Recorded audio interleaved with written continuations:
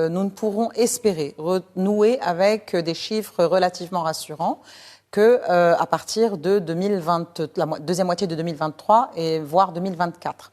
Pourquoi? Parce qu'aujourd'hui, nous peinons encore à récupérer d'abord nos parts de marché naturelles.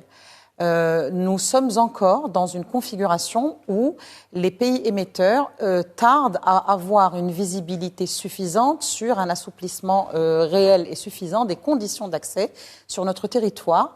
Nous le savons, aujourd'hui, le Maroc continue d'exiger plusieurs, on va dire, documents ou plusieurs phases pour pouvoir permettre l'accès au territoire, à savoir donc le pass vaccinal complet, et un test PCR. Et nous savons que le test PCR est extrêmement contraignant pour beaucoup de raisons d'ailleurs. C'est contraignant et c'est coûteux. Vous m'aviez dit tout à l'heure, Madame Rerbaoui, que parfois, il coûte peut-être le coût du séjour, la moitié ou pratiquement le coût du séjour pour une famille de 4 personnes.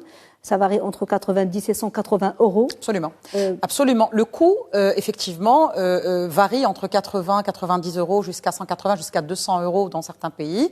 La disponibilité de ce test PCR, parce que nous le savons, aujourd'hui, la très grande majorité des destinations touristiques et des pays dans le monde ont abandonné ce processus-là.